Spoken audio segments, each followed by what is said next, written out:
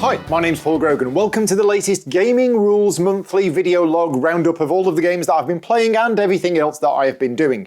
This video log is being produced in August 2021 and it's going to cover the period since the last video log. Now, the last video log was late, which means this one is a 3-week episode rather than the last one, which was 5 weeks. So I'm going to be covering everything that I've done since 19th of July right up to today, which is the 10th of August. I think it's the 10th of August. Yes, it is.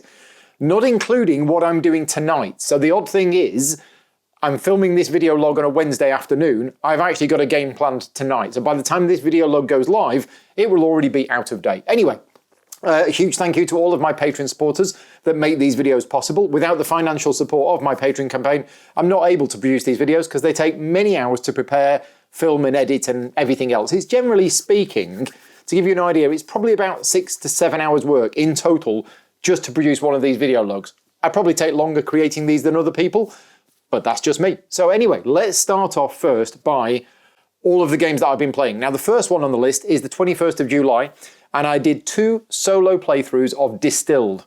One of those is on the channel now, which was as part of the Kickstarter campaign for Distilled. They contacted me and wanted me to do some coverage for the game.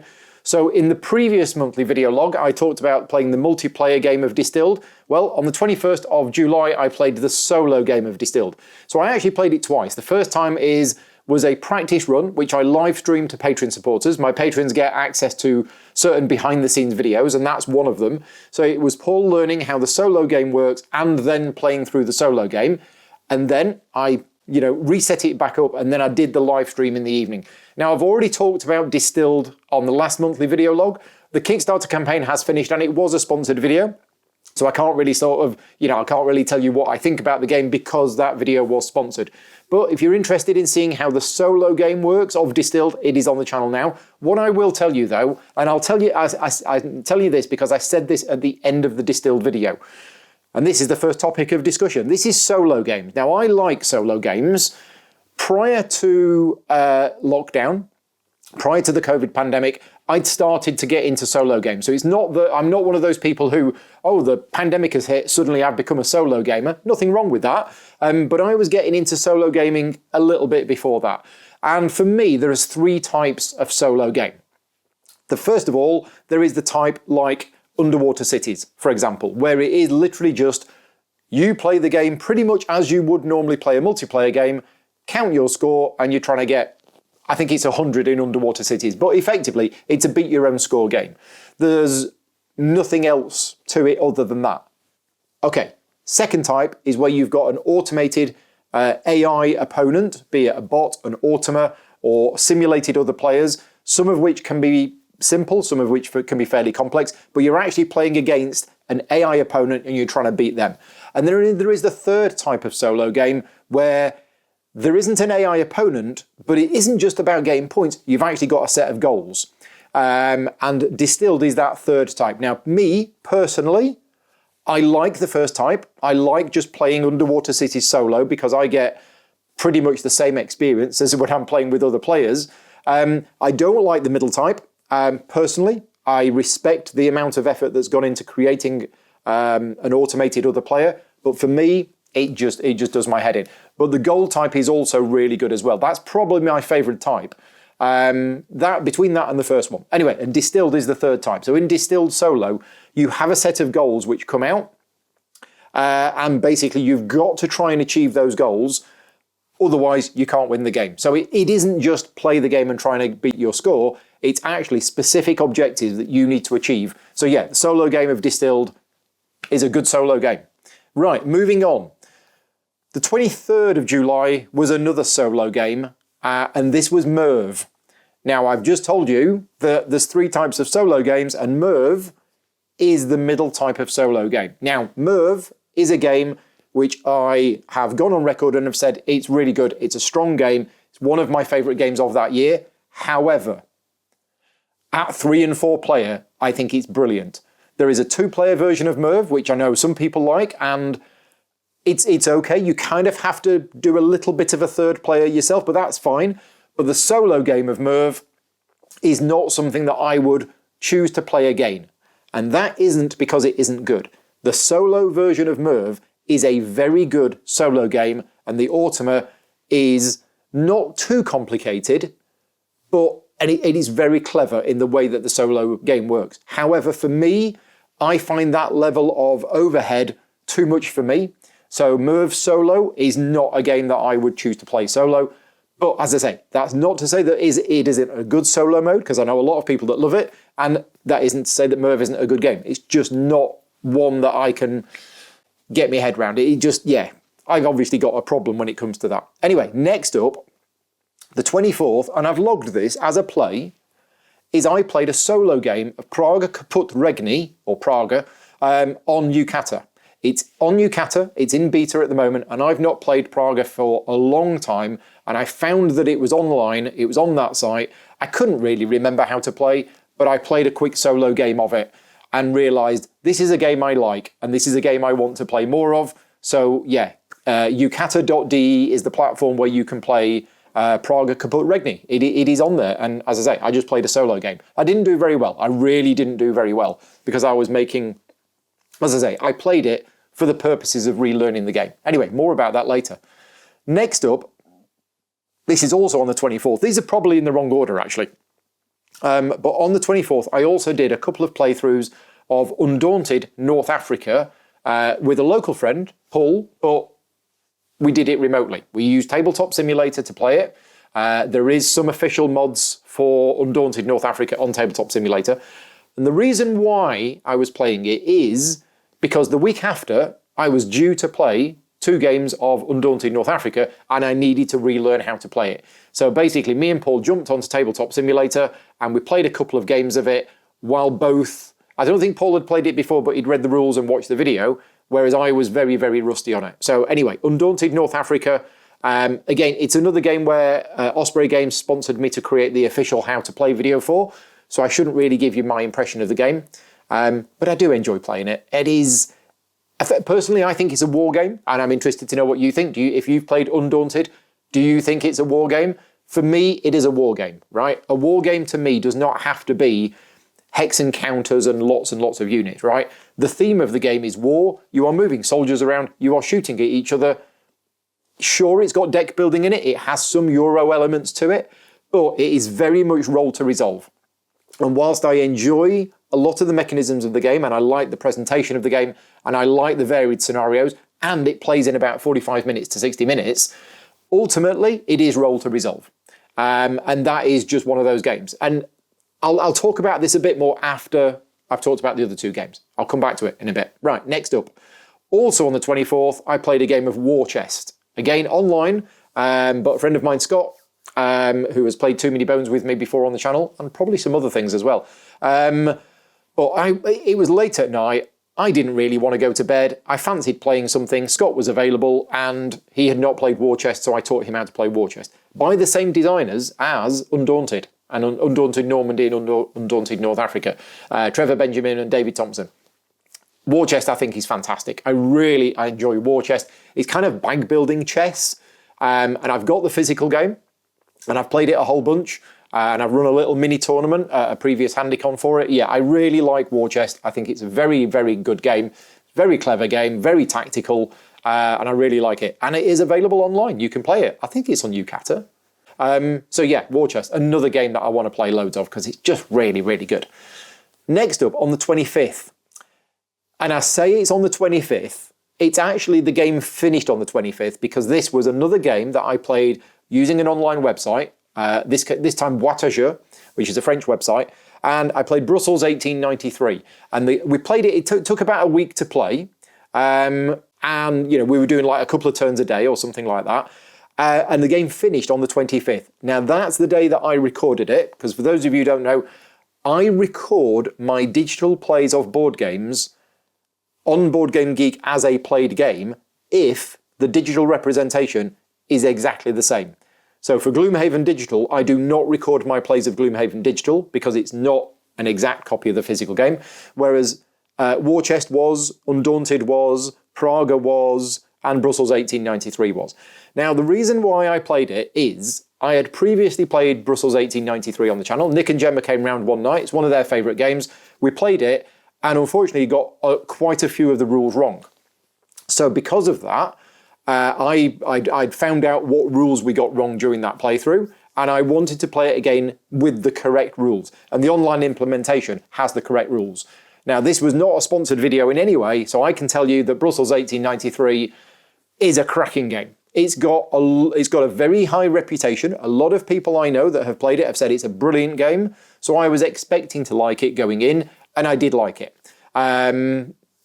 Yeah, and I liked it just because it was a solid Euro game.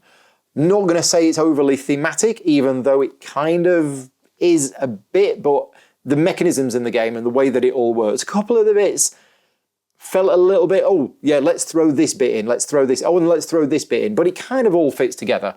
I like a Euro game where you have so many choices and there's so many decisions that you need to make, and there's an impact to those decisions that you make. And this game has that in spades.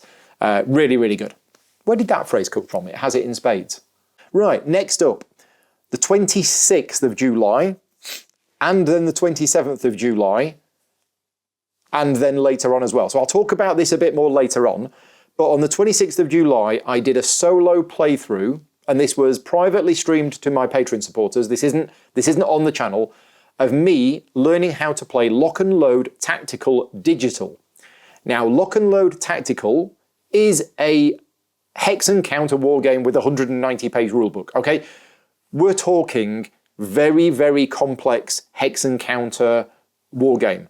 Lock and Load is a system which I think came out about 20 years ago, but the publisher has been constantly supporting it, releasing updates. They're now on version 5.1 of the rules, and regular viewers of mine will know that earlier on this year, or was it possibly even last year? I think it was earlier this year, I suddenly got a bit of a craving to explore hex and counter war games. When I started gaming in the 80s, hex and counter war games were a thing. I dabbled a tiny little bit back then, and I've always wanted to explore it a bit more. I like tanks, I like the World War II setting, and I've always had this, passion's the wrong word, interest. I've always had this curiosity about hex and counter war games. And Lock and Load Tactical Digital was one that was recommended to me as a system which I should try out. And I'm friends with a guy called Mo in America, and Mo's really into his hex and counter war games. And he got me in contact with the publishers of Lock and Load, and they sent me a Steam key for Lock and Load Tactical Digital, which is a complete representation of the physical board game, but in digital form. So it's not a digital adaptation as such. Well, I guess it is. What I'm saying is it's not like Gloomhaven Digital, which is different. This Lock and Load Tactical Digital is a direct copy of the physical board game. So I got it, and I did a solo playthrough, me trying to learn how to play. That didn't go so well. So on the 27th, Peter Rushton, another patron supporter, who's a big hex and counter wargame person and also a miniatures wargame person, he has the system, he knew how to play. We did a 2-player game where he effectively taught me how to play. That was a lot better. That went a lot better, and that all set me up for when I covered it later on. And I'm going to come back to this game when I talk about my UK Games Expo weekend. Right, moving on. 27th of July, me and Vicky played Gloomhaven Jaws of the Lion. We are not playing this anywhere near as much as I want to at the moment. We should be playing it, or we both said we would play it basically every week. We're playing it usually about once a month because life stuff is going on at the moment. But for those of you who watched the last monthly video log, I talked about the fact that we'd failed the 2 previous scenarios in Gloomhaven Jaws of the Lion. So what we did is we used my new rules for difficulty level 2.5. So what we did is we played on difficulty level 3, scenario level 3, but we reduced one of the monsters of our choice down to level 2. We didn't want to reduce it all the way down to 2, because we both felt, well, I certainly felt that would make it a bit too easy, but we played it twice on scenario level 3, and we didn't want to play it again on 3 and fail again. And I know some people, thanks for all the feedback from last month, where I asked the question, what do you do? And a lot of people said, they just treat it as a success. Even if they failed the scenario, life's too short to be replaying scenarios, they just treat it as a success and move on. And other people said, no, We play by the rules, we stick at it, and some people have played the scenario 5 or 6 times before they win. Personally, I'm happy to replay it once, but if we don't win the second time round, we would probably just skip it because, life is too short. We've got too many other things to do. But we played on difficulty level 2.5. And we succeeded. It's scenario number 15, for those of you who don't know. I won't give any real spoilers away, but it's a tough scenario, and we did it. And in fact, we did it, and at the end of it, I was thinking, maybe we would have done this on scenario level 3, because we played better, and we got a little bit lucky with some of the cards. But yeah, that scenario requires you to play and do things in a certain way. And that's one of the things that I really love about Gloomhaven. And I know some people out there think that every single game of Gloomhaven is exactly the same, and it's just 99 scenarios that are all kill all monsters. You couldn't be more wrong. Sorry. If you think that, then I have to politely disagree with you. Because every scenario of Gloomhaven we've played, well, maybe not everyone. Okay, maybe there's a few that are the same, but we've played Gloomhaven about 50 times. And all but a few of the scenarios have felt very different, because even if the objective is kill all monsters, which it was in this scenario, there are special rules about, and when you do that, this door opens, but then you've got to do those two, and if you do that, then this, and at the end of each round, this happens. Right, that means every scenario is different.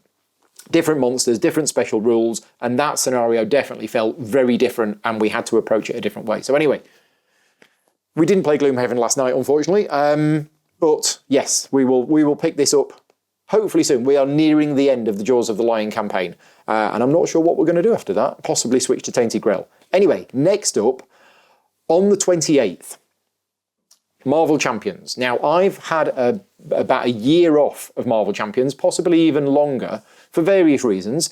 But after my birthday present, where somebody, thank you very much, got me a couple of bits for Marvel Champions that I didn't have, I decided it was time to put aside my reasons for not getting into it and playing it and just buy everything. So thankfully, Games Law had pretty much everything. They were only missing one thing that I managed to find somewhere else.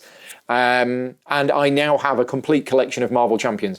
Now, Marvel Champions, for those people that knew me when I first played it, when it came out, I absolutely loved it. It's an amazing game. I absolutely love it. But as I say, for one reason or another, I dropped off and stopped playing it. But now I've got back into it. And I've played it 1, 2, 3, 4, 5, 6 times in the last couple of weeks. Yeah, I've played it a lot. So, I've had an Ant-Man deck. Andrew built an Ant-Man deck for me. And I did some solo playthroughs. These were for Patreons only, because it was basically me relearning how to play the game. I did a couple of solo playthroughs of me playing against Claw. Or was that public? I might have been public, I can't remember. But I did one playthrough which I lost, and then I did another playthrough which I won. Then the day afterwards, I played again against Ultron, again just learning my deck.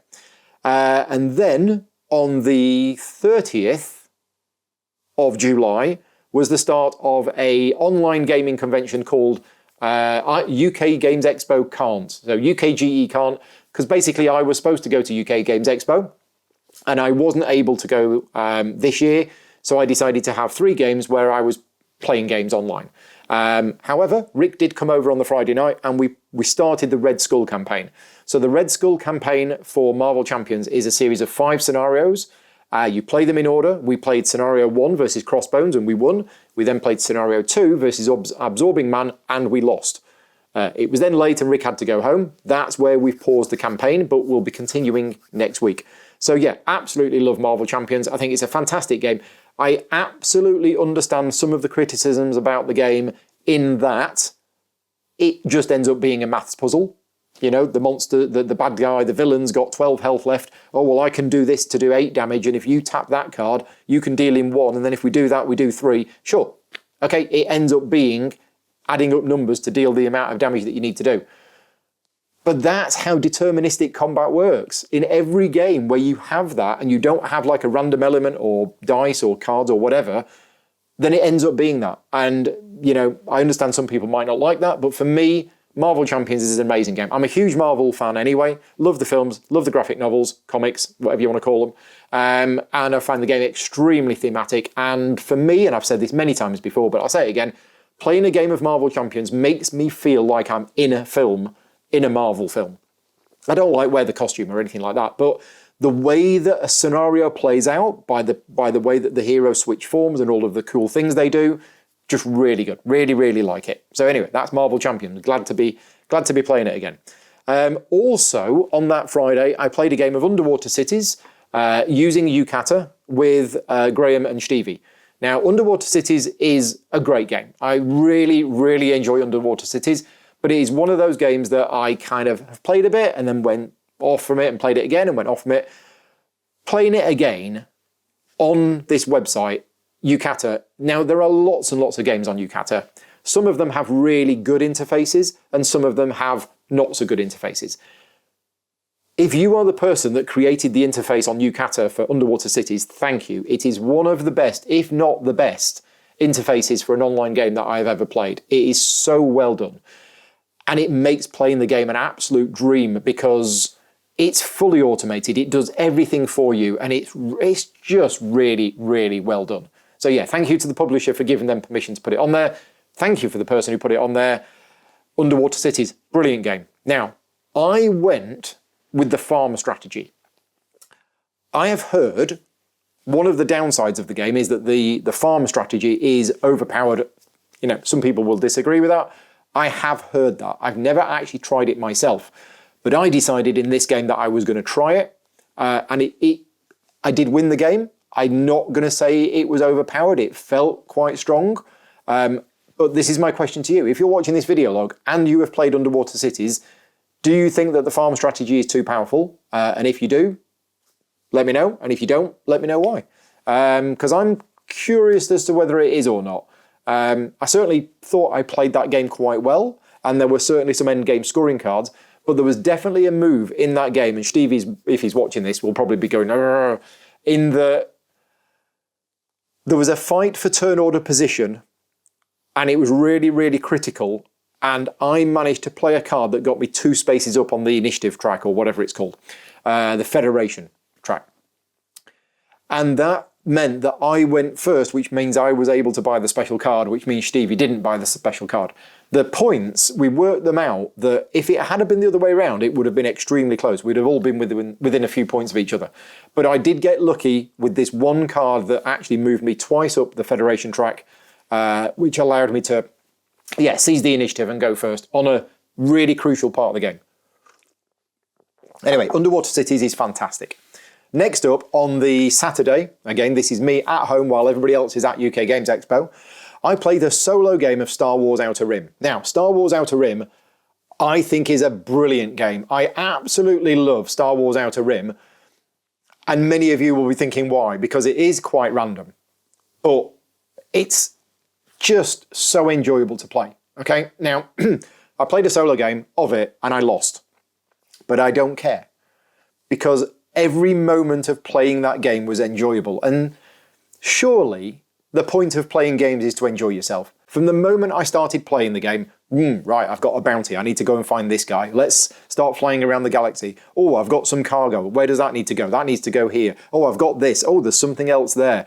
It's just great. It tells a story. And sure, it's random. You've got a lot of card flipping. You've got dice for resolution. You've got all of that stuff. It is very much not a Euro game, and it can drag with 3 or 4 players, but I just love the game. I think it's really, really good. And I know a lot of people have said, oh, it definitely needs an expansion. And I'm like, well, sure, once you've played it 10, 15 times, maybe everything feels very similar. But yeah, I'm really enjoying it. So I definitely want to play that again. Said that a lot of games. I then played a game of Praga Kaput Regni on Yukata. I think that was possibly another solo game. I've got it written down on my sheet, but I can't actually remember playing it. I might have played that with other people. I can't remember. All I know is that on the 31st, I played a game of Praga Kaput Regni and can't remember anything more about it other than that it's on the list. Maybe that was in the afternoon. I don't know. Apologies if I played it with you, because I'm starting to think maybe it was a multiplayer game now. I just can't remember. Anyway, in the evening, I played 2 games of Undaunted North Africa against Brendan, who's over the pond a few hundred miles away. And that's why I did the practice games with Paul a week before. because we'd advertised that we were going to be doing a couple of games of Undaunted about a month or so ago, and then situations changed and I wasn't able to do it. So this has been outstanding. And I can honestly say now that Undaunted North Africa is definitely a game that I want to play a lot more of. So I touched on this earlier on, and I mentioned the fact that there's dice for resolution and playing games as being enjoyable. Right, so my opinion on Undaunted North Africa is it is a war game. It does have a very cool deck building mechanism on the way that it all works and the way that it puts together. You've definitely got choices in the game of which units you recruit and what you play, and the decision about which card you play for initiative. There's so many cool things in there that are definitely Euro mechanisms. But then you have this dice for resolution. And one of the things with the game is that quite often the number that you need to hit is quite high, like 8, 9 or 10 on a D10. And you might have like 1 or 2 dice that you're rolling, possibly. So the chance of you actually hitting is quite slim.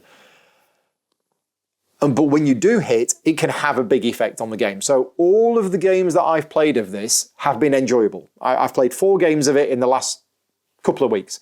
Every single one has been enjoyable, but all of them came down to getting a hit at the right time. Now, I'm not saying it was just one dice roll. It's not like, oh, one dice roll, Paul's rolled a 10, he's won the game. It's not that.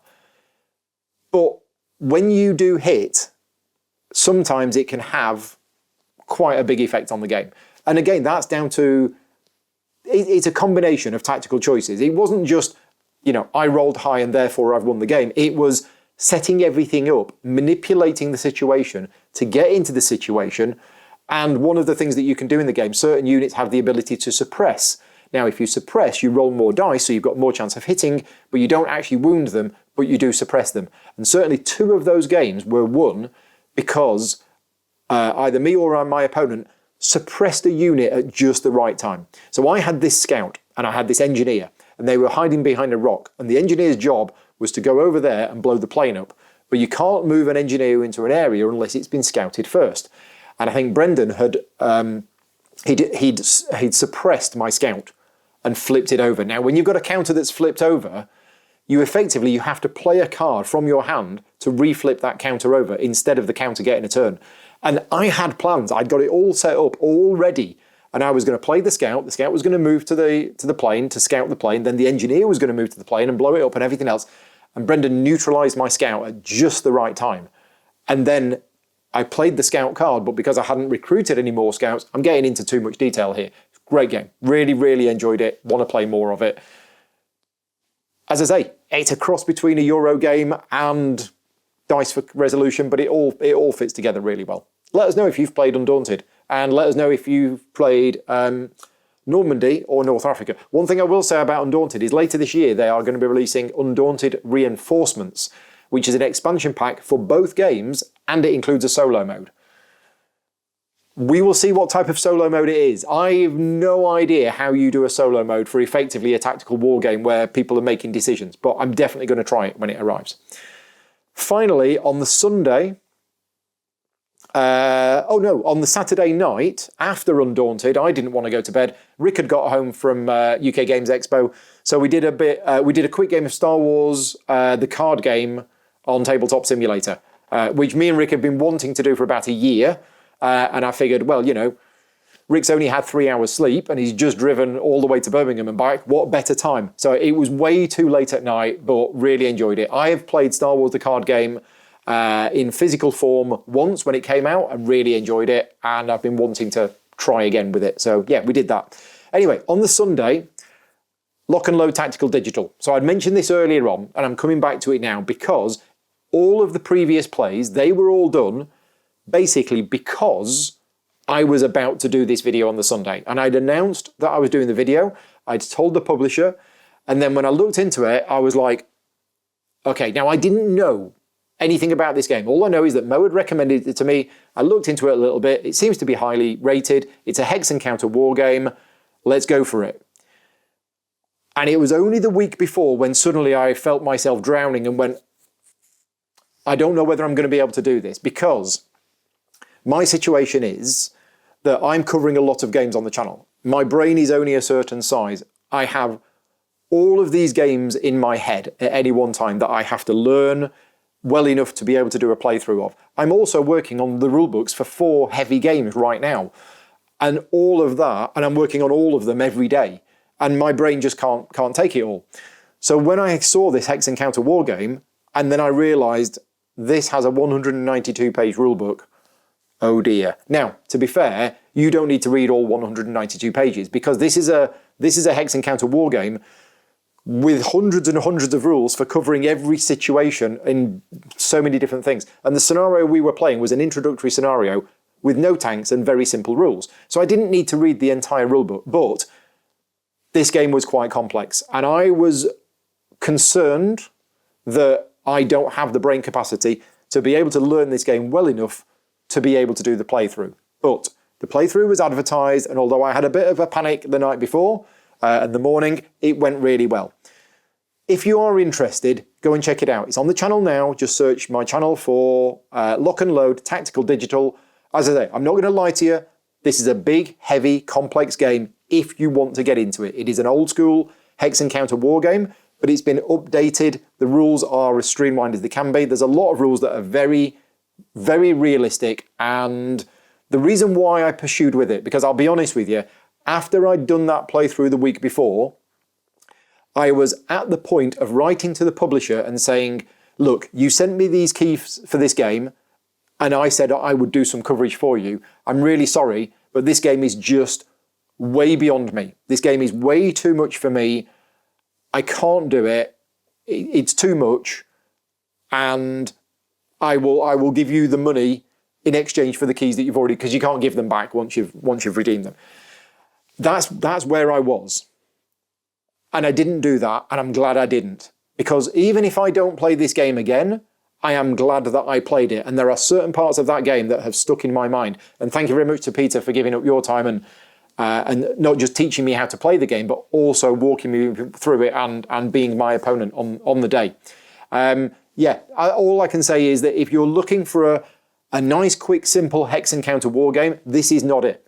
If you are looking for something which is very detailed, very complex, and is going to take you a lot of time to learn and get into, it's worth it. If you want that out of a game, and to be honest, if I was retired and had given up all of my other gaming and I said, right, that's it, I'm now going to do Hex Encounter Wargames, Lock and Load Tactical Digital is probably the game that I would choose because of what I've seen about it, but I just don't have that time and capacity. But anyway, the video's there, it was good. It took us an hour, I think, to play, maybe an hour and a half or something like that. But yeah, it was interesting. Right, moving on, the 4th of August, Terraforming Mars Ares Expedition arrived. I did an unboxing video of it, and then I did a private video for Patreon supporters, which was Paul learns how to play the game and then plays it solo. So I have played Terraforming Mars Ares Expedition once, solo. I do want to cover it multiplayer on the channel, but if you are a Patreon supporter, you have access to the video where I basically learned how to play the game from the rulebook and then played a solo game. What do I think of it? Well, the first thing I'm going to say about it is the production quality of the base game of Terraforming Mars isn't great.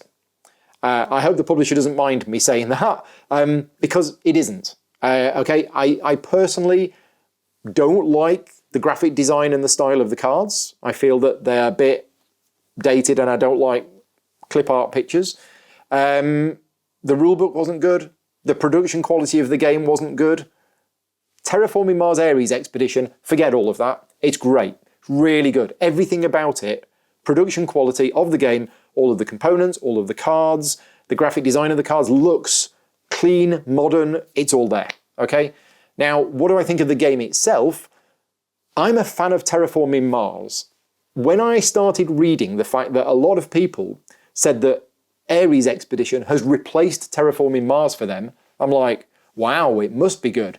Now, I've played it and I enjoyed it, but no way is it ever going to replace Terraforming Mars for me. Absolutely no way. A lot of people criticise Terraforming Mars for being a bit too long. I personally don't find it a bit too long. Even at 4 players, I would happily play Terraforming Mars at 4 players, maybe even 5 players, because I love playing Terraforming Mars, so I have no problem with that. And whilst Terraforming Mars Ares Expedition, does distill down most of the main points of the game, it is missing a lot of the other parts of the game that I really like. The minutiae detail of building things on the board and where you put them and all of that sort of stuff. It doesn't have that in the game. It's also mainly Race for the Galaxy.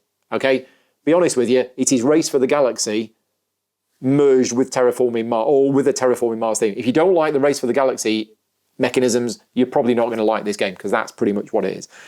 Really enjoyed it. Want to play it more. We'll cover it on the channel at some point. Next up, on the 5th, Viscounts of the West Kingdom. Why did I play Viscounts of the West Kingdom? I can't remember. I know what it was. I think I just posted to my Patreon supporters on Slack and said, I've got a slot on Thursday the 5th. What should I play? And the suggestion was Viscounts of the West Kingdom. I didn't play it for any other reason other than I had already played it before. I did really enjoy it. I wanted to play it again, so it was recommended to me, and we played it again. Now, we were using Tabletop Simulator because my opponents were in Malta and Finland, so they weren't able to pop over for the evening. But yeah, really enjoyed the game. Yeah, very enjoyable. And yeah, don't let Mark get too much gold, basically, I think is the synopsis of that. So yeah, Viscounts of the West Kingdom, the third in the trilogy of the West Kingdom games. My favourite one. I have only played Architects once. I've played Paladins once or twice. I've played Viscounts 3 times, but Viscounts is my favourite one of the 3. Also, on that day, I played a solo game of Underwater Cities on Yucata, just because, you know, I can. And I think that is everything. Now, I said that this video log would take all the way up to the 10th of August. So that means I haven't played any games since the 5th of August. When I woke up with the shakes this morning, I was wondering why. Now I understand why. I haven't played any games for 5 days. I'm going to fix that tonight. Other things that I did over the last month. And you'll find out why I haven't played any games for 5 days later on in this video log. Other things that I did a game of Gloomhaven Digital with Jill and Mark on the 23rd of July. I can't really say much more about it because of spoilers, but Flame Demons are tough, really tough. One thing that I will say about Gloomhaven Digital, I think it's an amazing adaptation and I love playing it and it's fantastic, and in some ways better than the board game. They have done things with some of the scenarios which I've not seen in the board game, and that's really good. There are a number of different styles of scenarios which, if they were to introduce them into the board game, it would be great. But they've thought a bit outside the box with some of them, and they're really good. And another thing we did, not really a game, but I'll mention it now anyway. 24th of July, me and Vicky tested Season 3, Episode 2 of the Detective Society, which was a paid piece of work, and it's a puzzle-style game, so I can't give you any spoilers. But I did say to Vicky afterwards that that is my favourite episode of the Detective Society that I've played. I really enjoyed it. I can't remember why now. I just made a note and said, my favourite one. Other things on the channel. I did an unboxing video of Marvel Champions on the 21st of July with about 14 packs, because I decided to pick up everything that I was missing for Marvel Champions. So I did an unboxing video which was 2 hours long because I unboxed everything. So thank you very much for joining me. It was basically a whole evening, a 2-hour stream of me unboxing Marvel Champions. Also, with respect to Marvel Champions, I now have a storage solution, which I'm going to put a picture on screen now. This took quite a while to do. The box is actually from eRaptor. The dividers are from dividercentral.com. Printed them out, made the dividers myself. But yeah, this looks really nice. And yeah, all of the cards are sleeved, which means getting to them whenever I need them is a lot easier. Other things, I've mentioned I did the Terraforming Mars Ares unboxing. I did Knights of Fire unboxing. And I also did a Galaxy Trucker unboxing that I forgot to mention when I was recording this video. And I did a live Q&A at the end of last month as well. So they're all of the channel if you want to see them. And that is all of the games that I've been playing and all of the content that's been on the channel. Now it's time for a Patreon update. So Patreon update, again, full transparency here. I want to be honest and let you know how things are going. So last month saw 26 new people join the Patreon, 17 people left, so we have a net increase of +9, which is, I think the last 2 months we've had a net increase of 4 or 5 a month. So yeah, +9 people is the net difference. So thank you very much to all of the Patreon supporters that have joined me in July. If you have joined me in August, and I know some people have, you will get a mention at the end of, in the next video log. So yeah, I'm going to put a picture on screen now. This is all of the new people that have joined in July. As I say, I'm not going to mention the 17 people that have left. But yeah, net increase of 9 people. And what's not shown on here is the people who are still supporters but have had to reduce their pledge for whatever reason, one or another. But that's where we are. Now at the moment, there are, as of now, I think I currently have 710 subscribers. Not subscribers, 710 patrons. And I said that once I got to 700, I would be doing something new. That is happening, okay? So the Gaming Rules podcast is starting up again. I'm working with somebody on it, and we are working out how to make it happen, but it's going to happen. And at some point, either in the next week, maybe this Friday, it will go live. When it does go live, I will make an announcement. But basically, there's going to be a Gaming Rules podcast. Now, it isn't going to be anything new. It is basically going to be audio versions of these video logs and my live Q&As. Because a number of people have contacted me and said they can't watch these video logs or they don't have time. But if there were a podcast, they'd be able to listen to them on the way to work. So this video log, and if you are listening to this now as a podcast, then it is the support of the Patreon campaign that has made that possible.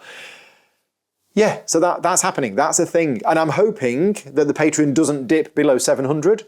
If it does, hopefully it'll only be temporary. But that's where we are at the moment. So yeah, a big thank you to all of my existing Patreon supporters and all of the new ones for making this possible. Gaming Rules podcast starting soon. And speaking of the Patreon, yeah, as I mentioned at the start, this video and a lot of the other content that I'm creating is only made possible through the support of the Patreon. So if you are in a position to be able to support me, even just at $1 a month, then your support is greatly appreciated. Every month I do a giveaway as part of the Patreon. Last month, the giveaway was for a copy of On Mars Alien Invasion, which Eagle Griffin said that I could give a copy away to one of my Patreon supporters. So I did the draw, and the winner was Tim O'Connell, which I'm very happy about for a number of reasons. First of all, I don't have the physical copy of the game, and Tim's over in America. When I have a physical copy of the game to give away, and the winner is in America, I'm like, okay, right, it's going to cost me like 20 or 30 quid to send it over to America. I don't have the physical copy of the game yet because it hasn't been printed. Eagle Griffin have basically, they've got Tim's details on a list and he's been added to it and he will get one straight from them so I don't have to get involved. The other reason I'm very happy about it is Tim is a big fan of On Mars and hadn't ordered the expansion. And it's always nice when somebody, especially for an expansion, you know, when somebody wins the game who's already a fan of the base game. So congratulations, Tim. Thank you very much for your support. The contest for this month is for a copy of Merv. Mentioned it earlier on. I did a solo playthrough. There has been a second print run of Merv. Osprey Games contacted me and said, Paul, would you mind doing another video for Merv? And I said, yep, that's fine. No problem whatsoever. But it's obviously going to take me a few hours to prepare and everything else. So I'm not asking for any money for it, but would you be able to give me a copy of the game for me to give away as a giveaway? And they said, yeah, absolutely. So yeah, thank you very much to Osprey Games and they haven't given it to me. They are keeping it and they will send it to whoever wins. So if you are a Patreon supporter of mine at producer level or higher, you automatically get entered into the contest. You don't need to do anything. And I put everybody's name into a hat and do a draw and I'll let you know if you win. Good luck. Right, that's the Patreon update done. Moving forward, plans. Tonight, 18 months after we last played. Is it 18 months? It's a long time. But tonight sees the start of the Arkham Horror, the card game, or Arkham Horror LCG campaign. Same 4 people as last time. Me, Andy, Alan, Emily. We are playing the Forgotten Age. So year before, we did Carcosa. That finished. We finished the Carcosa campaign, I think a week before lockdown. Now that lockdown rules are easing in the UK, we've all been double vaccinated and everything else, and we're all doing a lateral flow test. I've got to do mine straight after I've filmed this because I was away at the weekend and I just want to be safe. Anyway, we're starting tonight. So the Forgotten Age Chapter 1 is starting tonight. It's going to be twice a month, every month for the next 4 months. Arkham Horror, the card game for me, is very likely a top 10 game for me. Why? It's just brilliant. Now, mechanically, I have some issues with it, okay? For example, you have a deck of cards. Your gun, your allies, your guard dog, and all of your stuff are in your deck. It doesn't work thematically, right? If you are an investigator, you go with your gun. If you have a friend, they are with you from the start. But in this game, because it's an LCG, you only have those things once you draw them during the game. And you will be playing a game where it'll be, oh, it's the end of the game, and oh, there's my gun. Well, that doesn't fit. That's not realistic, okay? And yes, I use the word realistic in a game with Cthulhu. And also, it's roll to resolve. Now, it isn't roll dice, it is draw a token out of the bag. But it is effectively make a decision, decide how much effort you want to put into that, and then you draw a token out of the bag to see whether it works or not. But, and they are two mechanisms which are like, ugh. But this is a cooperative story game, and the narrative is brilliant. The scenario design is brilliant. I can't wait. As I say, one of my favourite games. I love playing it. Friday, Marvel Champions. We are continuing the Red Skull campaign, but Ian's coming around to help us out. So last time it was me as Ant-Man, Rick as Drax. We failed to defeat Absorbing Man, so we got on the phone. We've called the Hulk. The Hulk is coming over this Friday. He's going to help us. So that's happening this Friday. Next Wednesday, I'm going back to Too Many Bones because I missed it this month, but I did do 2 last month. So yeah, Too Many Bones is happening this Wednesday. I don't know the details yet. I don't know if it'll be solo, multiplayer. I'll probably be doing another Tyrant from Undertow, I think. But yeah, watch this space. And then next Friday, I'm going to be doing Spirit Island with Luke Hector from the Broken Meeple. We're going to be using the app because the app is a perfect, it's really, really good app. We're going to be doing that because it's just much easier and it's a great adaptation of the game. Other things that are happening in the next few weeks. Solo games. At some point, maybe tomorrow, I will be putting up a list for my Patreon supporters to vote on which solo game they want to play. They want to see me play this month. And I want to do more than one. The situation I'm in at the moment is maybe because I haven't played any games for 5 days and I've got the shakes, but I'm looking at my games and I want to play that one, and I want to play that one, and I want to play that one. And probably like a lot of people watching this, I would love to be able to spend all day, every day playing games. Unfortunately, we all, most of us anyway, have life stuff and jobs to do and everything else. But I'm looking at my games and going, I could literally, if I really wanted to, just play a game a day and live stream it. The desire is there to do it. The will to produce the content is there, just struggling with time at the moment. But anyway, yeah, there'll be 1 or 2 solo games coming soon. There will also very probably be some Patreon-only behind-the-scenes videos because there are certain things that I want to do that I don't think would make good public streams, like me learning how to play a game or stuff like that. So yeah, if you're a Patreon supporter, you do have access to those. And at the end of the month, very, very few people know about this yet, I am going to be having a delayed birthday party. It was my 50th in July 2020. We didn't have a party, as you probably know, because obviously it was lockdown. Now, I had a great day here. I had probably, I'll go out on a limb, and I will say it was my best day of 2020. It was my most enjoyable day of 2020. It was my 50th birthday. Vicky had a whole load of stuff planned, and it was really, really nice, and I had a great day. But traditionally, I have had a games weekends on my birthday, and I didn't do that. And then for my 51st, which was back in July, again, we didn't do anything then. So it's been long overdue that I'm having games weekend. So the plan is that I am contacting the local people in the area. So a lot of people who you've seen on the channel over the last couple of years is contacting them. And I've reached out to a couple of them today, but I haven't really told lots and lots of people yet. But there's going to be a games weekend. Now, as part of that games weekend, my plan is to do, some of it will be live streamed. I don't know what yet. And some of it might end up being Patreon only, depending on the game that we play. So yeah, watch this space. But end of the month, games weekend.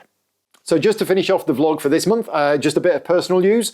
The situation that I've been talking about in my personal life for the last couple of months, that's kind of still ongoing, still in a difficult place, and it is dragging on a bit now, which is a bit concerning. But I'm not going to go into too much detail here. So one of the things that we did, and the reason why I didn't go to UK Games Expo, and the reason why I had no games for the last 5 days, is we went to a wedding. Not just any wedding, we went to Vicky's sister's wedding. This was planned This is the third time. It was originally going to happen in July 2020. It then got delayed to June of this year, and it then got delayed again to August. And we went. And what was really a bit strange is that we've spent 18 months hardly seeing anybody, hardly going out. And when we do go out, we're wearing masks. You know, when you were allowed to start eating out in restaurants, we didn't. When you were allowed to start having 6 people round from different households, we didn't.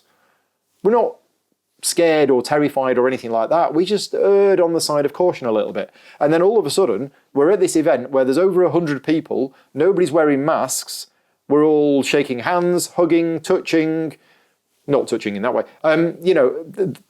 Yeah, and it was a little strange and a little weird. Now, it was safe. It was as safe as they can be. The venue they had a system where everybody had to prove that they were double vaccinated, or they'd done a lateral flow test in the morning or whatever. So it was as safe as it could be, really. But the way that we figured is that if, we're not going to not go to it. And if we go to it and we picked up COVID, then so be it, and we'll now suffer the consequences of that. But the reason why I didn't go to UK Games Expo is we were effectively in self-isolation beforehand because we didn't want to be exposed to it, because we didn't want to miss the wedding. So we decided that we'd do a couple of big shops and then we basically wouldn't go out, which is why most of the videos that I did in the week leading up to that weekend were solo games, because we didn't really want to have people over just in case. However, there were a couple of trips to an urgent care centre at Tiverton Hospital due to a very, very nasty cat bite from that cute little cat over there when Loki brought in a bird one day and we tried to free the bird. If the bird isn't half eaten, if it's still alive, we try to free the bird so that it can escape, because sometimes they bring in birds and they just have them in their mouth and they don't actually kill them.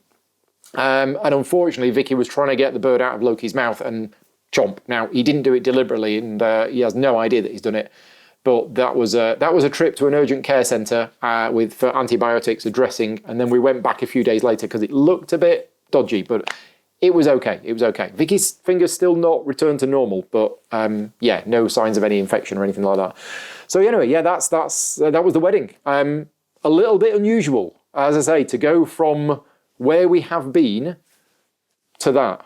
And the situation is that now that the wedding's out of the way, we are, I'm not going to start walking around Cullumpton licking people, but we are being a little bit less cautious. So tonight, Andy, Alan and Emily are coming round. That's 3 different households, plus this one. It's 4 different households that are going to be mixing tonight. Totally legal. We've all been double vaccinated. It's as safe as we can be. But for me, it's time to stop it affecting my life as it has been, which it's been affecting everybody's lives, but a lot of people are now starting to try and move on from it, and I think that's where I am now. So yeah, we'll just see. We'll see how things go. But anyway, thank you very much for watching. Make sure you give the video a like and leave me a comment in the video if I've talked about a game that you want to comment on, or let me know anything else that you want to talk about. Thank you very much to all of my Patreon supporters, again, for funding the channel and keeping me going. If you like the content that I create, not just this video, but all of the other videos as well, you can support me and support the channel at patreon.com/gaming rules. But until next time, take care and thanks for watching.